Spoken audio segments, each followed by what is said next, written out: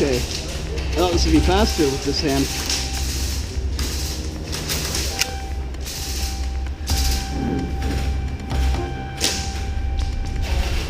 Hey. Dead man walking.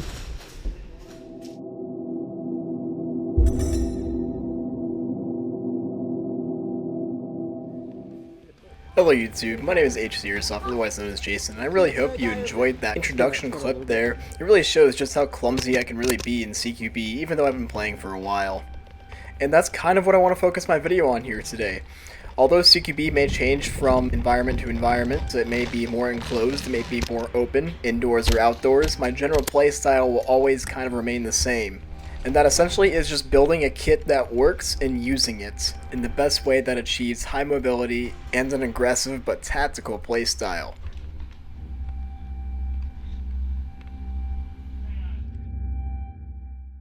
So clearly, the bulk of my kit is heavily militaristic. It's not really speed softy.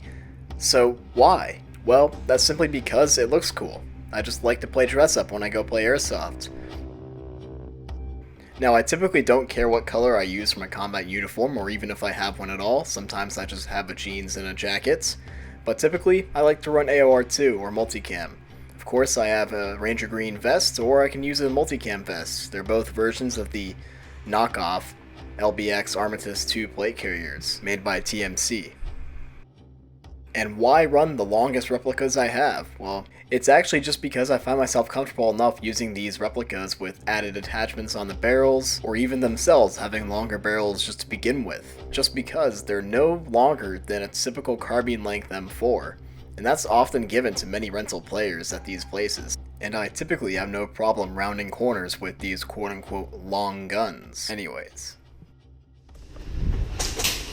So after letting that one marinate, and I hope you understand that reference, I'm going to answer one more question of yours. Why have a plate carrier, and why use them?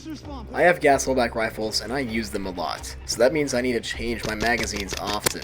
And using this rip-off Armistice plate carrier, with these elastic retention cords in the magazine pouches, I'm able to change my magazines a lot faster than with my other chest rigs, and also, the cool factor is always there. I tried, I hope I was believable enough. Push their spawn, get the flag.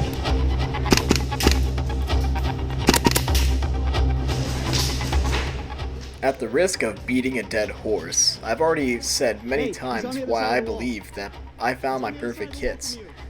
Now that I've bought enough gear from China, I realize that, well, I don't need all that unnecessary bullshit that I have on my chest usually. I don't really need any extra magazine pouches, fancy water bottle pouches, or whatever. I'm just playing pickup games. The bare essentials will do. They keep the weight down, but they still provide me some modularity and ability to access anything I need.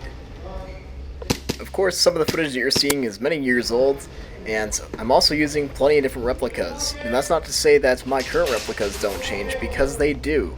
My kit is always altering based off what I feel comfortable with. However, I believe I've finally found the perfect kit in the kit that I developed for myself. Got him. This is most prevalent in my footwear and my gloves. The importance of finding broken in and well-fitting boots is a never-ending search, and you should always go for those that do the best. My 511 ATAC jungle boots are probably the best boots I've ever worn. With my gloves, the cutaway fingers allow me to access magazine pouches, small tools, and any other thing I need to grab with ease while still providing enough protection for me.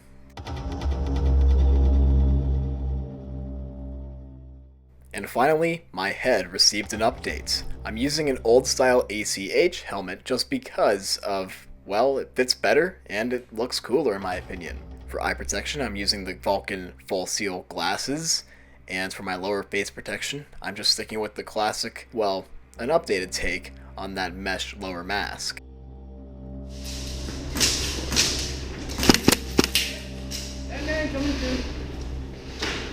What I really like about this hobby is that it allows you to really play your own way and customize how you want for your needs.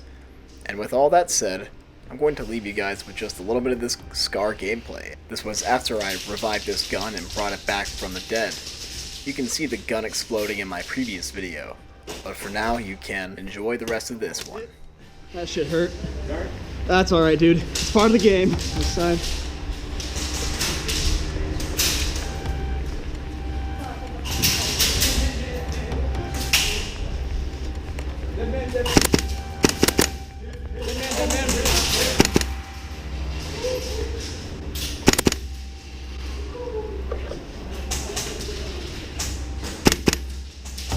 Come on now.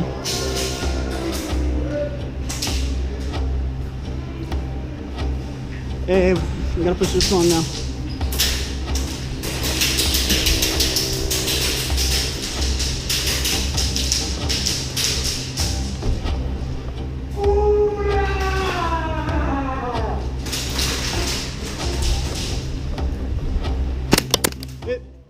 And with that, I hope you enjoyed the video. If you have any feedback, please leave that in the comments. Thank you for watching.